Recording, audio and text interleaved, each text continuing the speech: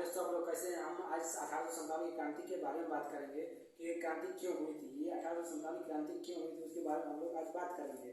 तो दोस्तों, जो 1857 की क्रांति हुई थी, ये 1757 की क्रांति का एक परिणाम था।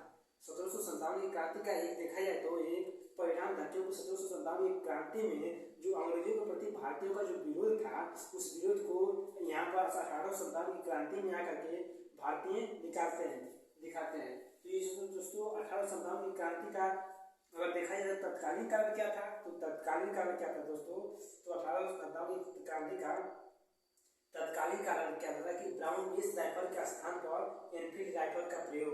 क्योंकि दोस्तों जो 1856 में दोस्तों क्या हुआ था कि 1856 में अंग्रेज सैनिकों के लिए अपने सैनिकों में ब्राउन बेस राइफल के स्थान पर एनफील्ड राइफल का प्रयोग करते हैं। और एनफील्ड राइफल में क्या होता है कि एनफील्ड राइफल में एक कारतूस का लेप लगा होता है। एनफील्ड राइफल में कारतूस का लेप लगा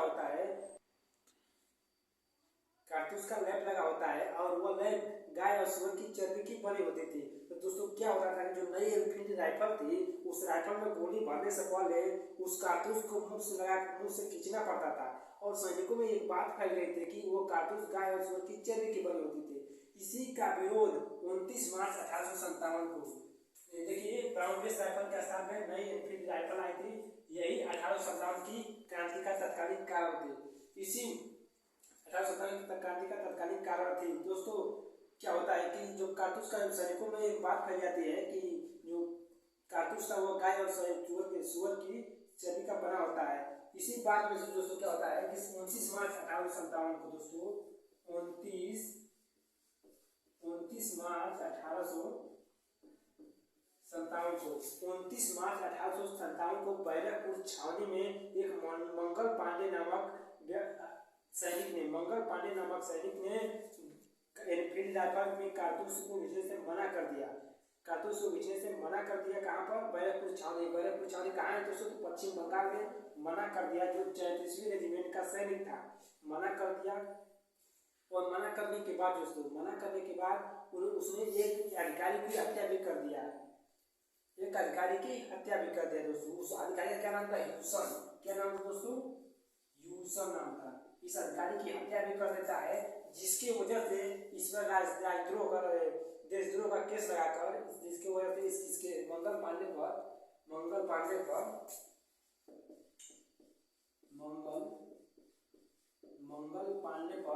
देशद्रोह का केस लगा करके इसे जेल की सजा सुना दी जाती है। फांसी की सजा सुनाई जाती है। फांसी की सजा कब सुनाई जाती है दोस्तों? तो फांसी कब होने वाली थी?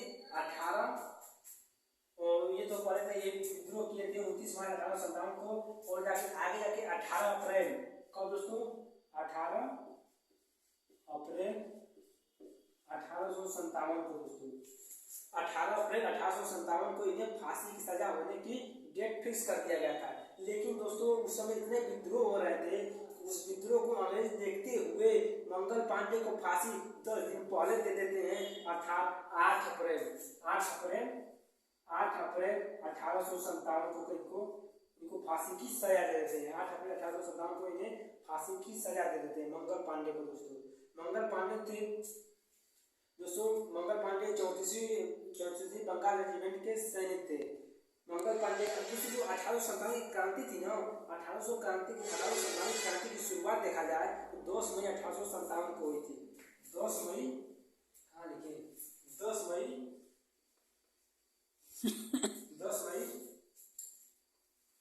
हाँ दोस्तों, एक बात बोल रहे हैं दोस्तों, जो मंगल पांडे की जो फांसी हुई थी वो कहाँ पर हुई थी? बैरकपुर छावनी में हुई थी।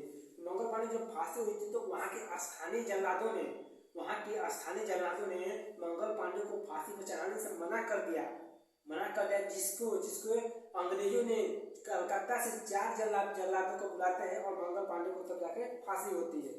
फिर यहाँ हो गया दोस्तों स्थानीय जल्लादों की 18 अप्रैल 1857 हो गया दोस्तों। ह्यूसन नाम होगा, देखिए यहाँ लिखिए ह्यूसन, मंगल पांडे। दोस्तों 1857 क्रांति 10 मई 1857 को कहाँ से होती है? मेरठ से शुरू होती है। कहाँ से दोस्तों? 10 मई 1857 की क्रांति मेरठ से शुरू हुई थी। कहाँ दोस्तों? मेरठ से शुरू हुई थी। और किसने शुरू किया था? तो के सैनिकों ने 20 एनआई के सैनिकों ने मेरठ से 1857 की क्रांति की शुरुआत करते हैं और दिल्ली तक जाते हैं दोस्तों। दिल्ली तक जाकर अब अपने इस 1857 क्रांति का दिल्ली में नेतृत्व किसे बनाते हैं? बहादुर शाह जफर को 1857 की क्रांति का दिल्ली में नेतृत्व करता बनाते हैं। किसे? बहादुर शाह जफर को। किसे दोस्तों? दिल्ली में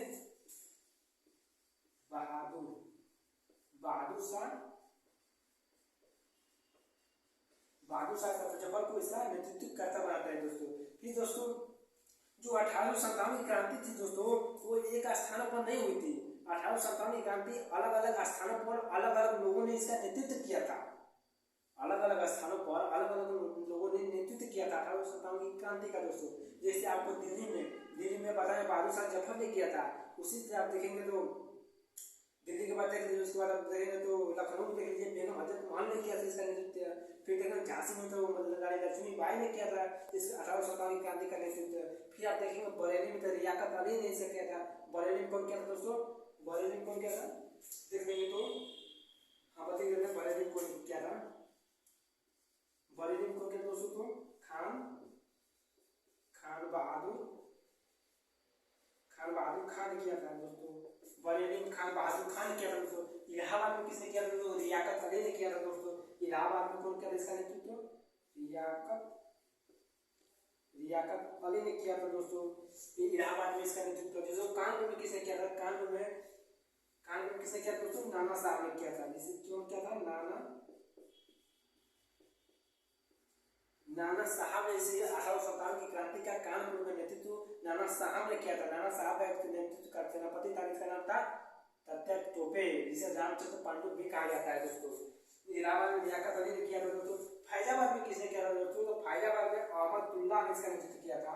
और जगदीशपुर में वीर कुंवर सिंह ने नेतृत्व किया था। कौन? जब बिहार के जगदीशपुर स्थित है तो बिहार में स्थित है। और कौन नेतृत्व किया था दोस्तों? बिहार जगदीशपुर में कुंवर सिंह ने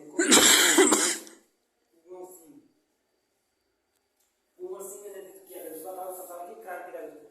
1857 की क्रांति का ये झांसी होता है दोस्तों। ये दोस्तों भारतीय नेतृत्व करता है, ये दोस्तों भारतीय नेतृत्व करता है। लेकिन दोस्तों क्या होता है, अंग्रेज नेतृत्व करता भी पूछा जाता है पेपर में एग्जाम में। तो आपसे पूछता है कि कानपुर में अंग्रेज नेतृत्व करता कौन किया था? तो कैम्पबेल था। कौन था दोस्तों? कैम्पबेल। जगह नहीं लिख देते हैं यहाँ पर। कैम्पबेल किया था। कौन किया था? कैम्पबेल ने किया था। अब दोस्तों बरेली में किसने किया था? बरेली में किया था हडसन ने। किसने किया था दोस्तों?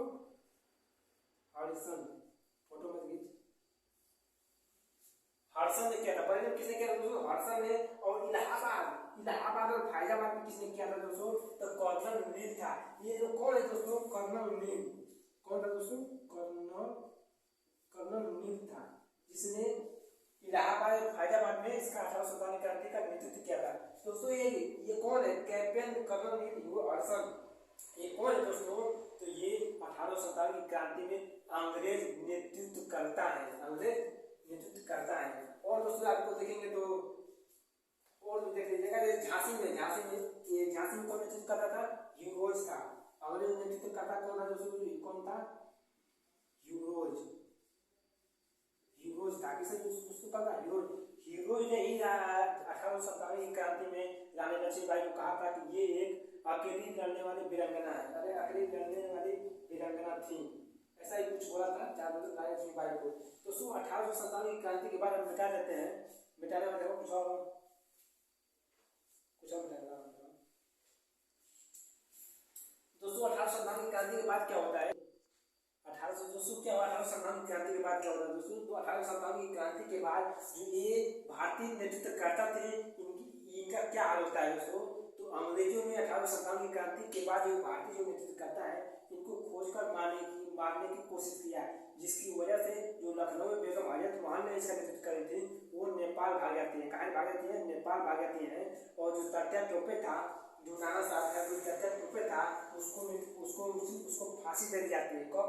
1859 में तात्या टोपे को फांसी दे दी जाती है। और उसके बाद जो क्या होता है कि लड़ाई लक्ष्मीबाई मारी जाते हैं तब मालूम है आपको। और ऐसे ही और जो झांसी जो जगदीशपुर में वीर कुंवर सिंह थे, इनको गोली लग जाने के कारण बारूद से बालिया में इनकी मृत्यु हो जाती है। उसके बाद 1857 की क्रांति को क्या क्या लोगों ने कहा था, 1857 की क्रांति को लोगों ने अंग्रेजों ने क्या कहा था, तो 1857 की क्रांति को T.R. होम ने क्या कहा, इसे सभ्यता और बर्बरता की लड़ाई बताया। T.R. होम एक अंग्रेज इतिहासकार था जिसने 1857 की क्रांति को क्या बताया, 1857 की क्रांति को बताया दोस्तों कि ये बर्बरता और सभ्यता की लड़ाई थी। जैसे जेम्स आउटर ने क्या बताया दोस्तों, तो जेम्स आउटर ने बताया कि यह अंग्रेजों के विरुद्ध हिंदू और मुसलमानों का षड्यंत्र है। जेम्स आउटर ने बताया दोस्तों। फिर जो जेम्स आउटर ने बताया आपको T.R. होम ने क्या बताया है। सर जॉन लॉरेंस ने क्या बताया दोस्तों, सर जॉन लॉरेंस ने कहा 1857 की क्रांति एक पूर्णतः सिपाही विद्रोह क्रांति थी, सिपाही विद्रोह थी। आज आपके महाराष्ट्र के वीर सावरकर जी क्या बोले थे, ये बहुत अच्छे पढ़े लिखे व्यक्ति थे और इन्होंने कहा था कि 1857 की क्रांति एक प्रथम स्वतंत्रता संग्राम की क्रांति थी, प्रथम स्वतंत्रता संग्राम की क्रांति थी, वीर सावरकर ने बोला था दोस्तों। फिर 1857 की क्रांति के बाद दोस्तों 1857 की क्रांति के बाद 1858 में विक्टोरिया का घोषणा पत्र आता है। 1857 की क्रांति के बाद 1858 में विक्टोरिया का घोषणा पत्र आता है। उस समय विक्टोरिया की महारानी कौन थी, विक्टोरिया थी। उस समय इंग्लैंड की महारानी विक्टोरिया थी और इंग्लैंड का प्रधानमंत्री पार्मिस्टन था। कौन था, पार्मिस्टन। कौन था, पार्मिस्टन। 1858 में आता है ना, पार्मिस्टन था। और 1858 समय इंग्लैंड का प्रधानमंत्री था और इंग्लैंड की रानी कौन थी, विक्टोरिया। और दोस्तों 1858 में जो गवर्नर जनरल कौन था दोस्तों, 1857 के समय गवर्नर जनरल लॉर्ड कैनिंग था। दोस्तों लॉर्ड कैनिंग बताएंगे, अभी आपको बताएंगे कि लॉर्ड कैनिंग 1857 क्रांति के समय ये भारत का अंतिम गवर्नर जनरल था, ये बताएंगे। तो दोस्तों 1858 में जो विक्टोरिया का घोषणा पत्र आता है, इसको गवर्नर जनरल लॉर्ड कैनिंग ने इलाहाबाद के अल्फ्रेड पार्क में पढ़ा। कहाँ पढ़ा था, और इलाहाबाद के अल्फ्रेड पार्क में इसको पढ़ता है। उसमें क्या इस घोषणा विक्टोरिया के घोषणा पत्र में क्या लिखा था दोस्तों, तो लिखा था कि जो भारत का शासन है वो पहले ईस्ट इंडिया कंपनी के हाथों में थी, लेकिन 1858 में जब विक्टोरिया का घोषणा पत्र आता है तो उसमें क्या लिखा होता है दोस्तों कि जो भारत का शासन होगा वो ब्रिटिश ईस्ट इंडिया कंपनी के हाथों से हटाकर ब्रिटिश क्राउन के हाथों में चली गई। और दूसरा पॉइंट ये था कि जो भारत का जो गवर्नर जनरल होगा उसे वायसराय कहा जाएगा। उसे क्या कहा जाएगा, 1858 में वायसराय कहा जाएगा। तो आपसे क्वेश्चन पूछता है कि भारत का अंतिम गवर्नर जनरल कौन था दोस्तों, तो लॉर्ड कैनिंग था। भारत का अंतिम गवर्नर जनरल कौन था दोस्तों, तो लॉर्ड कैनिंग था। और भारत का पूछता है कि भारत का प्रथम वायसराय कौन था, तो वो लॉर्ड कैनिंग था। समझ में आया दोस्तों, गवर्नर जनरल का पद वायसराय में कैसे चेंज हो गया। इसके बाद दोस्तों क्या होता है कि 1857 की क्रांति के बाद दोस्तों क्या होता है कि बम्बई में भारतीय और अंग्रेजी सैनिकों का अनुपात कितना हो जाता है दोस्तों, तो कहाँ पर पहले बताते हैं बंगाल में कितना हो जाता है सैनिकों का अनुपात, 2:1 हो जाता है दोस्तों बंगाल में, भारतीय और अंग्रेजी सैनिकों का अनुपात। और महाराष्ट्र में और मद्रास में सैनिकों का अनुपात कितना हो जाता है दोस्तों, 5:2 हो जाता है। कितना हो जाता है सैनिकों का अनुपात, भारतीय और ब्रिटिश सैनिकों का अनुपात कितना हो जाता है दोस्तों, 5:2 हो जाता है। जनरल गवर्नर वायसराय था दोस्तों। इसके बाद क्या होता है, इसके बाद दोस्तों कुछ बचा नहीं लगभग, मैं जहाँ तक मेरी कोशिश थी वहाँ तक मैं बताने की कोशिश किया। थैंक यू दोस्तों।